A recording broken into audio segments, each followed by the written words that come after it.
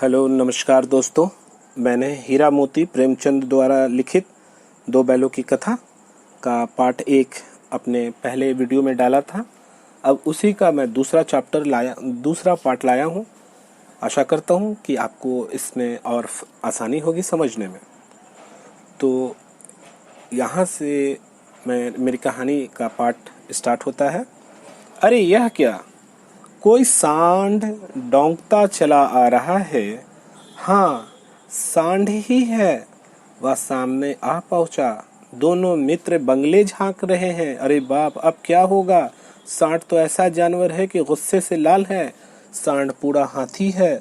उससे भिड़ना जान से हाथ धोना है।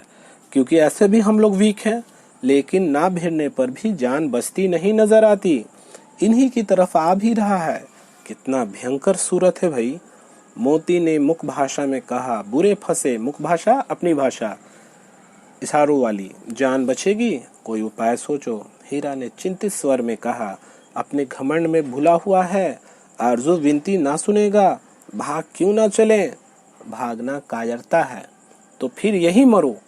बंदा तो 9 2 11 होता है, और जो दौड़ाए तो फिर कोई उपाय सोचो जल्द। उपाय यही है कि उस पर दोनों जने एक साथ चोट करें।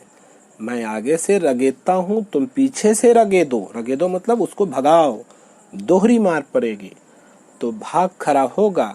मेरी और झपटे। तुम बगल से उसके पेट में सींग घुसेड़ देना। जान जोखिम है, पर दूसरा उपाय नहीं है। मतलब जो ऑप्शन इन लोगों ने अपनी मुख भाषाओं में जो समझा, उसके अकॉर्डिंग मैंने आपको समझाया। दोनों मित्र जान हथेलियों पर लेकर लपके। सांड को भी संगठित शत्रुओं से लड़ने का तजुर्बा ना था। मतलब इस तरह से सांड ने सोचा कि इस तरह से तो कोई मेरे साथ ऐसे लड़ेगा नहीं। उसने सोचा कि एक सिंगल होगा तो उसे आराम से उठाकर पटक दूंगा और उस पे अपनी जीत का एक एहसास बता दूंगा। लेकिन यहाँ तो दोनों हैं। दोनों के किसी तरह से, मतलब एक ग्रुप को किस तरह से मैं हैंडल करूं, सांड इसके बारे में एक्सपर्ट नहीं था। वह तो एक शत्रु से मल्ल युद्ध करने का आदी था। ज्यों ही हीरा पर झपटा, मोती ने पीछे से दौड़ाया। सांड उसकी तरफ मुड़ा तो हीरा ने रगेदा। सांड चाहता था कि एक एक करके दोनों को गिराएं, पर ये दोनों भी उस्ताद थे। उसे वो मौका ही नहीं देते थे। एक बार सांड झल्लाकर, मतलब एक अजब उसको गुस्सा आ गया। हीरे का अंत कर देने के लिए चला कि मोती ने बगल से आकर पेट में सींग भोंक दिया। भौंकना मतलब घुसा देना। सांड क्रोध में आकर पीछे फिरा तो हीरा ने दूसरे पहलू में सींग चुभा दिया। मतलब सांड को उन दोनों ने मौका नहीं दिया। यहाँ आप ये पहचान कीजिए कि यूनिटी में कितनी बड़ी ताकत है। दोनों एक ने एकता दिखाई और उस दुश्मन को पछाड़ दिया। आखिर बेचारा जख्मी होकर भागा और दोनों मित्रों ने दूर तक उसका पीछा किया, यहाँ तक कि सांड बेदम होकर गिर पड़ा। तब दोनों ने उसे छोड़ दिया। दोनों मित्र विजय के नशे में झूमते चले जाते थे। मोती ने अपनी सांकेतिक भाषा में कहा, मेरा जी तो चाहता था कि बच्चा को मार ही डालूं। हीरा ने तिरस्कार किया। उसे समझाया, गिरे हुए बैरी दुश्मन पर सींग नहीं चलाना चाहिए। यह सब ढोंग है। बैरी को ऐसे मारना चाहिए कि फिर ना उठे। अब घर कैसे पहुंचेंगे वह सोचो। पहले कुछ खा तो लें। तो सोचे। सामने मटर का खेत था। मोती उसमें घुस गया। हीरा मना करता रहा, पर उसने एक ना सुनी। अभी 2 ही 4 ग्रास मतलब खाए होंगे तो आदमी लाठियां लिए दौड़ पड़े और दोनों मित्रों को घेर लिया। हीरा तो मिनट पर था निकल गया। मोती सींचे हुए खेत में था। उसके खुर पैर के कीचड़ में धंसने लगे। ना भाग सका। पकड़ लिया। हीरा ने देखा संगी संकट में है। संगी मतलब साथी मुसीबत में है, तो लौट पड़ा। वो तो निकल चुका था, लेकिन अपने दोस्त की मुसीबत को देखकर वो वापस आ गया। फंसना है तो दोनों फंसेंगे। रखवालों ने उसे भी पकड़ लिया। प्रातःकाल मॉर्निंग में दोनों मित्र एक कांजी हाउस में बंद कर दिए गया। कांजी हाउस क्या है? ये कांजी हाउस, कांजी हाउस है जहां आवारा जानवरों को रखा जाता है। ठीक है, जहां आवारा जानवरों को रखा जाता है। दोनों मित्रों को जीवन में पहली बार ऐसा साबिका पड़ा, मतलब ऐसा लेसन पड़ा कि सारा दिन बीत गया और खाने को एक दिन का भी ना मिला। समझ ही में ना आता था कि ये कैसा स्वामी है। इससे तो गया फिर भी अच्छा था, मतलब कुछ इस तरह का हालात देख करके दोनों इस बात के लिए सोचने लगे, तो इससे अच्छा तो यार हम लोग उसी के यहाँ ठीक ठाक थे। ये कैसा हुआ? साबिका मीन्स सारोकार, ठीक है। ये कैसा स्वामी है? इसमें तो अच्छा, हाँ, यहाँ कई भैंसें थीं, कई बकरियां, कई घोड़े, कई गधे, पर किसी के सामने चारा ना था। सब जमीन पर मुर्दों की तरह पड़े थे। कई तो इतने कमजोर हो गए थे कि खड़े भी ना हो सकते थे। सारा दिन दोनों मित्र फाटक की ओर टकटकी लगाए ताकते रहे कि कोई आए, कोई तो आए, पर कोई चारा लेकर आता ना दिखाई दिया। तब दोनों ने दीवार की नमकीन मिट्टी चाटनी शुरू की, पर इससे क्या तृप्ति होती? तृप्ति मतलब सेटिस्फैक्शन। आप सेटिस्फाइड ही नहीं हो सकते थे। थोड़ी सी मतलब ऊँट के मुंह में जीरा के समान था। रात को जब भी कुछ भोजन ना मिला तो हीरा के दिल में विद्रोह यानी कि गुस्सा की ज्वाला धक उठी, क्रोध की ज्वाला। मोती से बोला, अब तो नहीं रहा जाता मोती। मोती ने सिर लटका हुए जवाब दिया, मुझे तो मालूम होता है कि प्राण निकल रहे हैं। इतनी जल्द हिम्मत ना हारो भाई, यहाँ से भागने का कोई उपाय निकालना चाहिए। आओ दीवार तोड़ डाले। मुझसे तो अब कुछ नहीं होगा। बस इसी बूते पर अकड़ते थे, सारी अकड़ निकल गई। बाड़े की दीवार कच्ची थी, जहाँ मतलब बाड़े का मतलब जिस बाड़ में, जिस केज में उनको रखा गया था, उसकी दीवार कच्ची थी। हीरा मजबूत तो था ही, अपने नुकीले सींग दीवार में गिरा दिया और जोर मारा तो मिट्टी का एक चीपर निकल आया। चीपर निकल आया मतलब कुछ छूट गया, टूट गया, कुछ इस टाइप से, ठीक है। और निकल आया, फिर तो उसका साहस बढ़ गया, मतलब कॉन्फिडेंस जाग गया कि उसने एक मारा तो इस तरह से हो गया, टूट गया, और अब उसमें हिम्मत आई कि और मुझे करना है। उसने उससे दौड़ दौड़ कर दीवार पर चोटें की और हर चोट पे थोड़ी थोड़ी मिट्टी गिराने लगा। उसी समय कांजी हाउस का चौकीदार लालटेन लेकर जानवरों की हाजिरी लेने आ निकला। वो कांजी हाउस में जो चौकीदार होता था, ऑलवेज वो दिन और रात में अटेंडेंस लेता था जानवरों की कि कौन प्रेजेंट है, कौन भाग गया, कौन उसमें से निकल गया, ताकि वो उसकी एक अटेंडेंस बनाकर रखे। हीरा का उज्जटपन देखकर उसने उसे कई डंडे रसीद किए और मोटी सी रस्सी से बांध दिया। मोती ने पड़े पड़े कहा, आखिर मार खाई, क्या मिला? अपने बूते भर जोर तो मार दिया। ऐसा जोर मारना किस काम का कि और बंधन पड़ जाए? जोर तो मारता ही जाऊंगा, चाहे कितने ही बंधन पड़ते जाएं। जान से हाथ धोना पड़ेगा, कुछ परवाह नहीं। यूं भी तो मरना ही है। सोचो दीवार खुद जाती तो कितनी जानें बच जाती। इतने भाई यहाँ बंद हैं, किसी की देह में जान नहीं, देह मतलब बॉडी।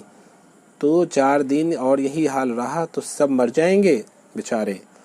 हाँ यह बात तो है। अच्छा तो ला, फिर मैं भी जोर लगाता हूँ।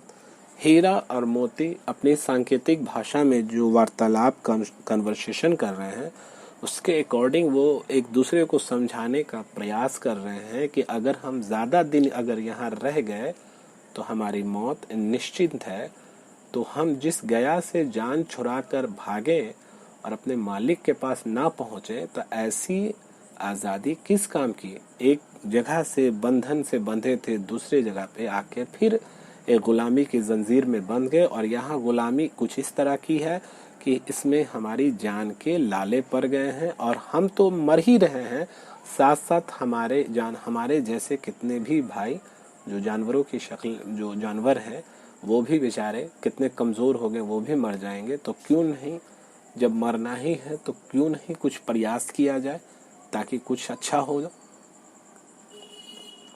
ये बात सुनकर उसके साथी मोती ने भी उसके बात का सपोर्ट किया। मोती ने भी दीवार में उसी जगह सींग मारा, थोड़ी सी मिट्टी गिरी और फिर हिम्मत बढ़ी।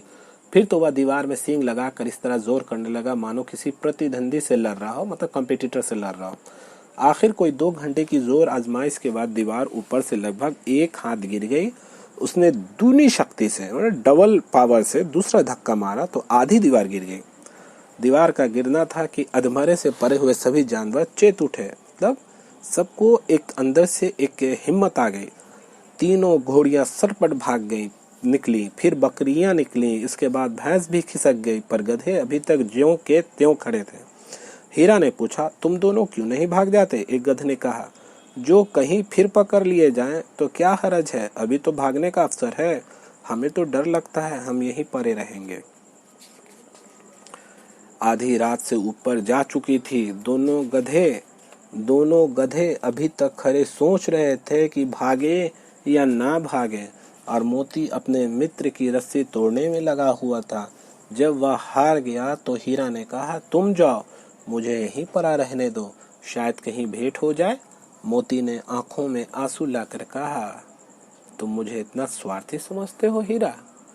अपने दोस्त को उसने कहा कि तुम मुझे इतना सेल्फिश समझते हो कि मैं अपने बारे में सोचूंगा?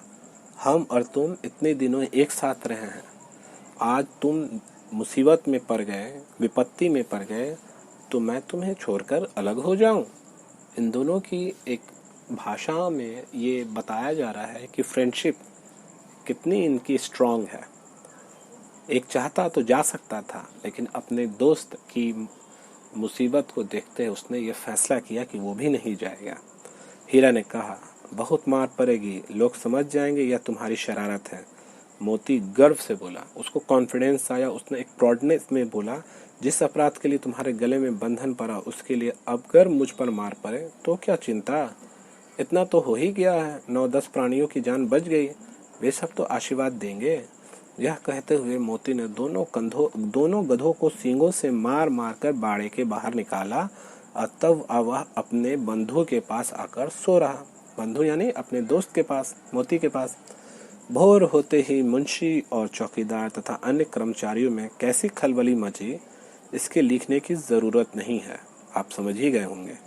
बस इतना ही काफी है कि मोती को खूब मरम्मत हुई और उसे भी मोटी रस्सी से बांध दिया गया। अब आप सोच रहे होंगे सिर्फ मोती हुई क्यों? क्योंकि हीरा ने पहले बार में किया तो उसे बांध दिया गया, तो वहां पे स्ट्रॉन्ग एक कौन था? मोती था, तो उसे भी एटलीस्ट बहुत पीटा गया और उसे भी मोटी रस्सियों से बांध दिया गया। 1 सप्ताह 1 वीक तक दोनों मित्र वहां बंधे रहे। किसी ने चारे का एक त्रिन मीन्स एक तिनका भी नहीं डाला। हाँ, एक बार पानी दिखा दिया जाता था। जानवरों को पानी दिखाना मतलब पानी पिलाना होता है, यही उनका आधार था। दोनों इतने दुर्बल हो गए थे, दुर्बल मीन्स कमजोर, कि उठने तक की ताकत नहीं थी। ठठरिया निकल आई थी। ठठरिया मतलब क्या होती है? वो हम लोग का वो स्केलेटन टाइप की वो निकल आई थी। एक दिन बारे के सामने डुग्गी बजने लगी और दोपहर होते होते वहां 50-60 आदमी जमा हो गए। तब दोनों ने, डुग्गी मतलब आवाज, डुग डुग डुग डुग डमरू, तब दोनों ने मित्र निकाले गए, उनकी देखभाल होने लगी। लोग आकर उनकी सूरत देखते और मन फीका करके चले जाते, क्योंकि ऐसे मृतक बैलों को कौन खरीदार होता? मृतकम ऐसी, वो पहले इतने रौबीले, इतने स्ट्रांग, इतने मजबूत बैल थे, लेकिन मुसीबत ऐसी आई कि दोनों बैल काफी वीक हो गए थे। ऐसी हालत हो गई थी कि उनका कोई खरीदार नहीं मिल रहा था। सहसा एक दढ़ियल आदमी, जिसकी आंखें लाल थी और मुद्रा अत्यंत कठोर, मतलब दिखने में काफी कठोर टाइप का, दोनों मित्रों के कुल्हों में उंगली गोद कर मुंशी जी से बातें करने लगा। उसका चेहरा देखकर अंतर्ज्ञान से दोनों मित्रों के दिल कांप उठे। मतलब एक सोच हो गया दोनों की, उसकी जो बॉडी लैंग्वेज थी उस आदमी की, वह कौन है और उन्हें क्यों टटोल रहा है। इस विषय, इस सब्जेक्ट में उन्हें कोई संदेह ना हुआ। दोनों एक दूसरे को भी नेत्रों से देखा और सिर झुका लिया। हीरा ने कहा, गया कि घर से नाहक भागे, अब जान न बचेगी। हीरा ने अफसोस जताए हुए कहा कि हम लोग को गया के घर से नहीं जाना चाहिए था। अब इस आदमी के पास अब हम लोग जा रहे हैं, जो कि हमारी जान ये ले करके रहेगा। मोदी ने अश्रद्धा के भाव से उत्तर दिया, कहते हैं भगवान सबके ऊपर दया करते हैं, उन्हें हमारे ऊपर क्यों दया नहीं आती। भगवान के लिए हमारा मरना जीना दोनों बराबर है। चलो अच्छा ही है, कुछ दिन उसके पास तो रहेंगे। एक बार भगवान ने उस लड़की के रूप में हमें बचाया था, क्या अब ना बचाएंगे। यह आदमी छुड़ा चलाएगा, देख लेना। तो क्या चिंता है, मांस खाल सींग हड्डी पार्ट, बॉडी का हर पार्ट किसी न किसी काम आ ही जाएगा। नीलाम हो जाने के बाद दोनों मित्र उस दड़िहल के साथ चले। नीलाम जहां पर बोली लगाई जाती है, जो ज्यादा रकम देता है खरीदार को, वो उससे ले लेता है। दोनों की बोटी बोटी कांप रही थी। बेचारे पांव तक न उठा सकते थे, पर भय के मारे गिरते पड़ते भागे जाते थे, क्योंकि वह जरा भी चाल धीमी हो जाने पर जोर से डंडा जमा देता था। राह में गाय बैलों का एक रेवर हरे हरे हार में चलता नजर आया। सभी जानवर प्रसन्न थे, चिकने चपल, कोई उछलता, कोई आनंद से बैठा पागुर करता रहता था। कितना सुखी जीवन था इनका, पर कितने स्वार्थी हैं सब। किसी को चिंता नहीं कि उसके दोनों भाई बधिक के हाथ पैर कैसे दुखी हैं। मतलब जिस रास्ते से ये लोग जा रहे थे, गाय बैलों का एक रेवर यानी एक झुंड हरे हरे मतलब खेत में चरता नजर आया। सभी जानवर खुश थे, बहुत अच्छे थे, मजे से खेल कूद रहे थे और अच्छा जीवन जी रहे थे। तो इन दोनों के मन में ये ख्याल आया, ये सोच आया कि ये लोग कितने सेल्फिश हैं। इन्हीं जात का आदमी, इन्हीं जात का जो मैं हूँ, बताओ, हम लोगों को बांध करके ये लोग ले जा रहा है, इन्हें जरा से भी चिंता नहीं है, इन लोग जरा से भी दुखी नहीं है। सहसा दोनों को ऐसा मालूम हुआ कि ये जो रास्ता है परिचित है। हाँ, इसी रास्ते से गया उन्हें ले गया था, वही खेत, वही बाग, वही गांव मिलने लगे। प्रति क्षण उनकी चाल तेज होने लगी, मतलब एक पल उनकी अब चाल तेज होने लगी। पूरे बॉडी में कॉन्फिडेंस आने लगा, सारी थकान, सारी दुर्बलता गायब हो गई। आह, यह लो, अपना ही हार आ गया। इसी कुएं पर हम पुर चलाने आया करते थे, यही कुआं है। समझे, खेत में जो हम लोग कुआं से पानी का पटवन किया करता थे, जानवर उसमें जो कुआं के चारों तरफ राउंड बाय राउंड रोटेट होते हैं। मोती ने कहा, हमारा घर नगीच आ गया। नगीच मीन्स करीब, क्लोज। हीरा बोला, भगवान की दया है, मैं तो अब घर भागता हूँ। यह जाने देगा, इसे मैं मार गिराता हूँ। नहीं, दौड़कर थान पर चलो, वहां से हम आगे ना जाएंगे। दोनों उन्मत्त होकर बछड़ों की भांति कुलेले करते हुए घर की ओर दौड़े। उन्मत्त मतलब मतवाला होकर, खुशी में झूमते हुए कि अब तो हमारा अपना घर आ गया। कुलेल मारते हुए दौड़े, वह हमारा थान है। दोनों दौड़कर अपने थान पर आए और खड़े हो गए। दरियल भी पीछे पीछे दौड़ा चला आता था। झूरी दरवाजे यानी द्वार पर बैठा धूप खा रहा था। बैलों को देखते ही दौड़ा और उन्हें बारी बारी से गले लगाने लगा। मित्रों की आंखों से आनंद के आंसू बहने लगे। एक झूरी का हाथ चाट रहा था। दरियल ने जाकर के बैलों की रस्सियां पकड़ ली। ठीक है, झूरी ने कहा, मेरे बैल हैं। तुम्हारे बैल? कैसे? मैं मवेशी खाने से नीलाम लिए आता हूँ। मैं तो समझा हूँ चुराए लिए आते हो। चुपके से चले जाओ, मेरे बैल हैं, मैं बेचूंगा तो बिकेंगे। किसी को मेरे बैल नीलाम करने का क्या अख्तियार है? मतलब अख्तियार मीन्स किसको ये मैंने राइट दिया है? जाकर थाने में रपट कर दूंगा। मेरे बैल हैं, इसका सबूत यह है कि ये मेरे द्वार पर खड़े हैं।